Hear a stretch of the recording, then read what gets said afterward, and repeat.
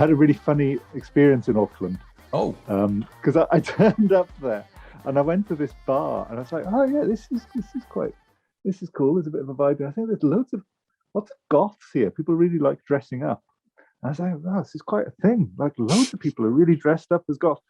And then it finally dawned on me as I was walking home. I was like, oh, it's Halloween.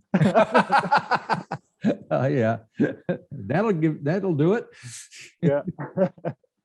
Very cool. So you got your album's coming out tomorrow. Yes. Tomorrow here, because it's about an hour and a half away from tomorrow. Astro. Oh, wow. Yeah. So yeah, it's 10:30 at night here. So how are you feeling about putting this thing out? Yeah, we're quite excited, because it was supposed to be out last year, but because of lockdown, all things have been delayed. So, it's bursting to come out, really. Yeah. Bursting. Okay. Now, my understanding from reading some of the material is that because of lockdown, it also kind of affected the way ultimately the album sounded, because you had to stop and then pick up again. So maybe you can explain to me what happened there. Well, we were nearly complete. We were sort of 95% there when suddenly this all happened. Yes. And it was like, I can't get Evangeline into the studio to finish off the vocals. So we were having to do bits of a voice notes, and I just have to try and make that vocal sit in with a vocal recorded on super expensive equipment. Right. But we found a way of making it work. It was like just. But David has incredibly sensitive ears. I remember when I was sending through the voice memos, he'd say, "Yeah, can you try that again, standing up, please?" Oh my goodness. Man, that's good. I could tell you were sitting down. I can tell when you're laughing, when you're so smiling, when you're singing as well. It's very funny. But how was it for you to do your vocals from remote control? Like, was it a different kind of thing you had to? Yeah, no, it was all right. It was a bit annoying, but Right. It was great that it worked. I think we had to do some on Blue Tits and English Manipulator, but David, being the wizard he is, he managed to make it sound part of the other vocals that I had sung in the studio with David there.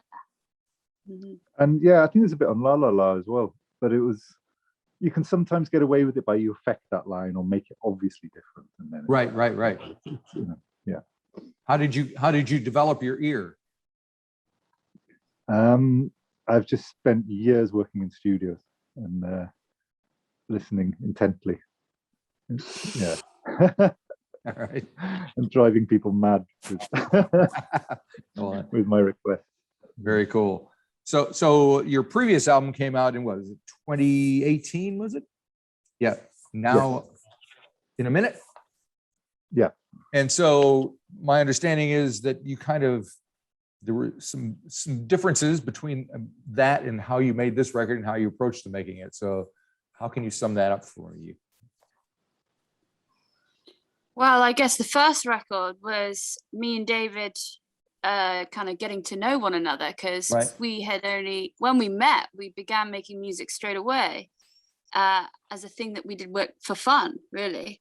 Right. So I guess this next record's much more refined, because we sort of, through playing the songs on the first record over and over again from doing live gigs, we're starting to work out what it is about us that works and what doesn't work so much. And just like with anything, with time, you need a bit of time to get going, really. And Now in a Minute really was the first thing that we kind of started off doing. It was like our primary school album. We were saying that Astro Tough is like our secondary school album. Very good. So what brought you two together originally, musically? Well, we just met at a party of friends. We met at a few friend Stars at her birthday party. And we just sort of had a bit of a laugh. And then the next day, Evangeline said, "Oh, I'm near where your studio is. Can I come say hello?" And she came round, and we just sort of. I was a bit busy, so I set Evangeline up with a big modular synth and a pair of headphones and said, "Oh, just like play around with that while I was doing some other work. And then I had to listen in. I thought, oh, it sounds quite good. I'll join in. And then I said, oh, do you want to put a vocal on this? And gave her a mic, and she did some vocal. And then and we were like, oh, we've made a track. And then the next day she turned up in pretty much in her pajamas, and we made another track.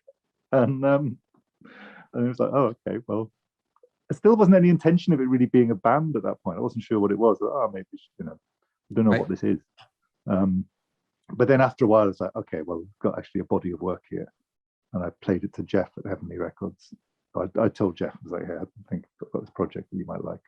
Yeah. And yeah, it just happened. I wasn't even sure then if I was going to play live or what it was. But eventually he was quite insistent that that I sort of had to. And it sort of made sense really, because it was the both of us making it. So right. Yeah, it wasn't ever really sort of intentional, or it just happened. And then it's like, oh, well, this works. Okay. So getting back to Astro Tough, I also read that somehow you guys managed to harness your pre-show jitters and nerves into gathering that energy into the studio. How did that work? Explain that one to me. Well, I usually get incredibly nervous and excitable. Well, I don't know whether excited is the right word. I think it's more just anxious before a gig. And so my way of dealing with it is to terrorize everyone. It's horrible. I just feel like I need to inflict how I feel onto everyone else around me. And I come out with some hideous remarks. And if I were to be recorded, I would be sent away somewhere horrible. But we thought, let's channel this I'm afraid to ask energy. what kind of thing you would have said. Oh, she'll just like try and wind me up and be like irritating, and it's just like, oh, very vulgar, stop. very vulgar. It's just like non-stop energy. And just like, give me a break for 5 minutes. Just calm down. But it's like, actually, let's put this to some use. Let's give you a microphone, and maybe that will actually be a better. And that's where like you get lyrics in Blue Tits. The lyrics in Blue Tits, it comes from that kind of place, just wanting to inflict you, just to feel uncomfortable, Heaven. When I'm on the sand, I don't see sand, I see many tits. When I'm on the cloud, I don't see clouds, I see tits. When I'm on a boat, I don't see the sea, I see blue tits. When I'm on the plane, I don't see people, I see tits. When I'm on the cloud, I see the clouds again, but this time they're bigger tits. So you do the lyrics, obviously you do the music. Do you have to think about how each other is going to react to these things and how they go together? Do you talk much about them in between? Or while sometimes there's a bit of planning, there's a little bit of like, oh, let's do a track with this sort of feel. Yep. But then, and things like, I don't know, the doll, I'd made that sort of beat because I wanted a DJ anyway. Same with Black Lipstick. I just adding stuff in to DJ with, and then it's like, oh, well, do you want to try something on this? And eventually sent the story, and okay, we'll put that on. But then we halved the story and like tried something more melodic over the end of it, and it just sort of develops quite nice. Some of it's very back and forth, but then something like Called Me Bambi, which is, I think, my favorite track on the record, was very, that was like, oh, let's do like something in the sort of, with the whole sort of feel of maybe like Planet Caravan by Black Sabbath or something. Oh yes, that's a classic. That was, or Aphrodite's Child, isn't it? That was the sort of He called me Bambi. Calls me Bambi. He called me Bambi. He shouted Bambi, you're a fucking Bambi. That was quite organic, and then some stuff's a bit more like, I think with like La La La Good Life, it's like, look, we were listening through to what we had in the record, like it needs something more. We need one more upbeat song for it to feel balanced. It felt a bit unbalanced in the overall feel when you listen to it. So it's like, let's just do something short and snappy with like maybe like quite sort of some sort of Latin type rhythm with it. And right. Lots of percussion heavy, and then we just like had fun with it. And I think that balanced out the record, stopped it being too heavy. So when you build the tracks and finish them off, are you working together, or are you kind of separate and throwing files back and forth? How does it work? Bit of both. Uh-huh. Yeah. Sometimes, Yeah. we'll come to, a first draft of something, and then we'll listen back and we'll notice, I'll say, oh, I've been listening to this quite constantly all week, and I've noticed, that this part doesn't sound so great. Can we try something else in this part? David might feel the same way. Often, weirdly, we always kind of eventually agree to the same thing. Haven't you noticed that, David? We always kind of end up getting fed up with the same bits. Even when I put on a synth and you go, you can't have that. It sounds like boarding music on a plane. That's never a good thing. Man. Yeah, she's a tough audience. Oh yeah. Wow. But so does that? So when you do have these disagreements or discussions, I assume you must feel that eventually it comes out on top in a better light. So. Yeah, there's definitely a sort of unwritten rule that if either of us are upset, really feel strongly about something, then that's if either of us feel negatively strongly about something, it doesn't go on. That's and I think it's the only way to function as a sort of duo, really. Right. Is that, but also to give the other person a chance if they feel strongly positively about something. It's like, well, okay, we'll try and live with it, and that'll only get sort of vetoed if someone feels quite strongly that no, really, that isn't worth it. Yeah. Okay. I see you did a video for La La La, It's the Good Life. It's a pretty cool video. It's got a lot of special effects and stuff. How much interest and input do you take in the visual representation of your songs?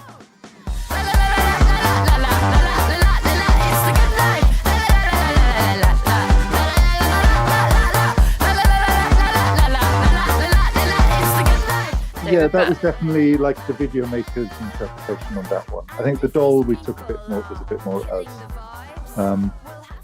And yeah, but I'll let Evangeline talk about the paintings, because that's really the main visual representation. Right, and that's the black lipstick, right? Yeah. The black lipstick you see me doing a time-lapse video from beginning to end. Yep. Of the painting, and then obviously the record covers a painting, and inside there's a booklet of my paintings. And I guess I was always painting when we were making the record.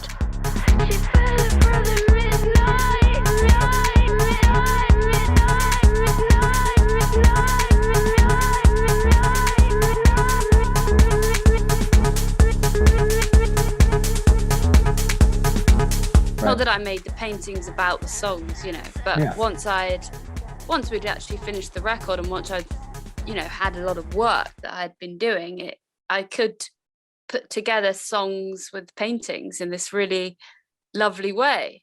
Because though I never think about the subject, after some time of looking at these things, I'm like, oh, well, actually, these things do align in a kind of strange space, in an Astro Tough kind of world. Very good. And how long did it take you to actually finish the painting that you did for Black Lipstick? Because the song itself is about 6 minutes long, but I'm sure it took longer than that. So I set up the camera. It was about 4 days of painting solidly. Right. Yeah. And I just put the camera on, and I purposely tried to be quite brutal with it, as in I changed it up a bit, because I thought, well, I don't want this video to look too boring, just like something like you're watching a face being painted the whole way through, and it's just getting more and more tonal. I thought, let's just really try my hardest to make this look entertaining by being as brutal with it as possible, like changing it, I guess. So yeah. That was a pretty horrific experience for us. I've never painted before with something filming me, and it really does affect the way you work, knowing that it really felt like someone else was in the room with me, and I was slightly conscious with how I looked in a way. But then after some time, I did forget it was there, but it did feel funny. Right. So forgive me for not knowing do you have your paintings on exhibition and stuff? Is that something? No, I don't. I assist a very important painter who's called Alistair McKinven, and I use his space. And most of the time when I'm not painting, I'm working for him, stretching and priming canvases, cleaning paintbrushes, all that malarkey. So yeah, I've learned lots from him, but hopefully one day I'll be able to have an exhibition of my own. Well, it was looking good what I saw in the video. So Thank you, Marty. why not? Now, I assume you guys perform in front of a live audience from time to time as well. Oh yeah, Do you do it just the two of you? Do you augment it? Do you add stuff? How does it work? just the two of us. We talked about adding others in, but for now it's just the two of us. I've got quite a weird, complicated array of stuff.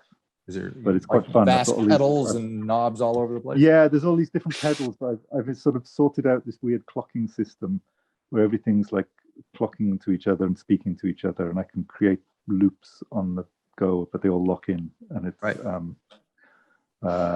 It's sort of quite simple, but also it's taken a while to get it really working properly and get it ready. But yeah, we've got like samplers and stuff all locked into it, but it's fun. And then there's a couple of tracks that just like literally a drum machine and guitar as well, or, right. So some of it's really stripped back, and then some of it's quite full on. Right. And what kind of folks come to see you guys? All sorts. It's quite varied, really. We've only done 2 gigs since age range. lockdown. Yeah, yeah, it's quite a big age range actually. That's cool. But then there's often people. It's like there's a bit of a thing for people crying in the front row sometimes, which is quite strange. So there was, at least on the last tour. Really? Yeah, I remember they would cry at Dealing with Hoarders when I was just losing it on stage, and you just thought, this isn't a song for tears, but it's quite sweet. And then there'd be a few people looking scared, like Evangeline was about to attack them as well. So it's quite a bit of a mixture of emotions. Interesting. All right, I didn't see that one coming. Yeah, it's live. I think it's a bit more dynamic. Maybe the performance. It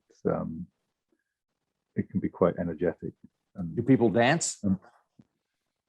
Yes. Yeah. Definitely. Yeah. Definitely to the more dancey ones. But then it'll go into like a heavy, slower number. So right.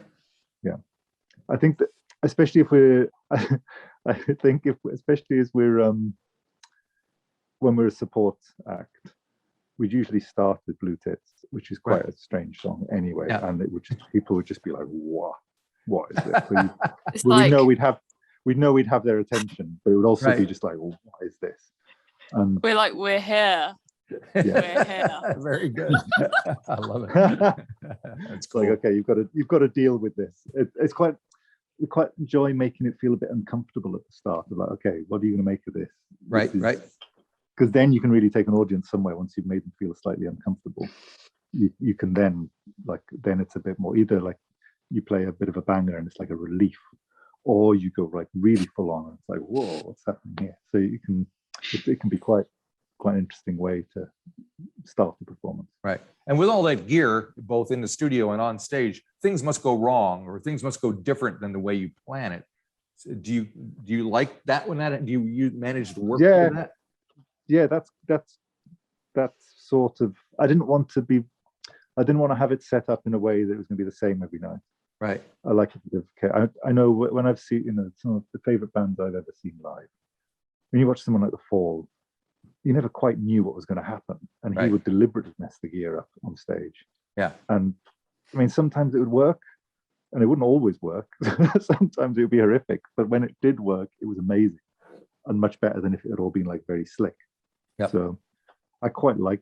I'm not sure. I think Evangeline quite like bands where there's like a little bit of element of danger for the performance. Oh, definitely. Yeah. It's nothing worse than knowing exactly what's going to happen from beginning to end. Yeah.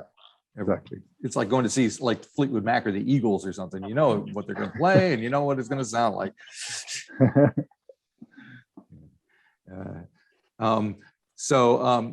Are you playing gigs now, or are you able to get? Yeah, we've done 2, and then we've got 3 or 4 next week. We're actually doing some acoustic ones on Friday, which is going to be tomorrow. And how do those work? What are you playing? piano and vocal or guitar and vocal. And Right. They seem to work, don't they, Evangeline? Yeah, it's actually quite. It's for, you wouldn't think La La La It's a Good Life would work acoustically, but I actually think it sounded really quite something acoustically, because it just sort of sounds so strange, me singing that chorus whilst you're just playing some simple chords. Not simple chords, but just playing the chords. Right. Yeah, it sounds nuts.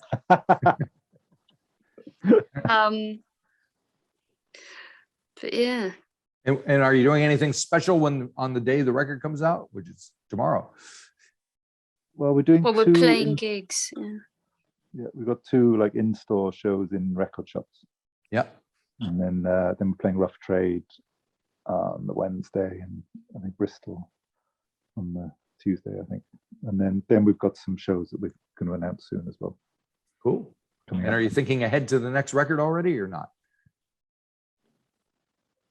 Yeah, we started making some new tracks. I want to keep harassing David to find some time to make some more. So we're not so far under pressure, I guess, when the time comes when we need Right. to have more material.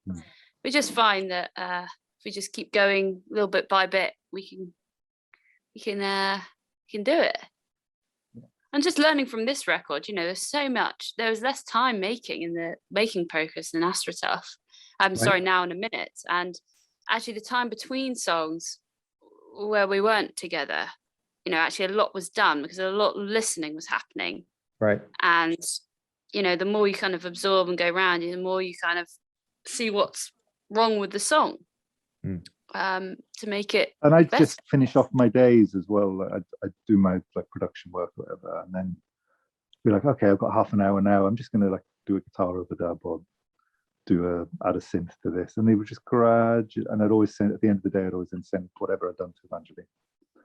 And it would just gradually build up into something. So it was, Sounds cool. Well, you have to come down to this part of the world again sometime. Oh, love to. Yes, I hope. Once we I'd open love up, to. Possible. we got to open the borders again. Yeah. Oh, man. Oh yeah. Fortunately, we have a good local scene, but we need some Oh, you got an outsiders. amazing local scene. Yes, we do. Yeah. Do you follow much of the Kiwi music scene? I see a bit because I've got various friends from New Zealand, and they're always playing me bits of stuff from there. And I got to meet like various people when I was there as well, and it's like just seemed like a really healthy. Yeah, interesting it scene. is. That's for sure. Yeah. Very good. Well, thank you for spending time talking to me. You're Records- welcome. Thank you for having us. Record will be out in 66 minutes here. Wow, that's quite amazing. Brilliant. It will be. We're looking Brilliant. forward to it. Thank you so much. Thank you. See See you, later. Marty. Bye. Bye. Bye-bye. Bye.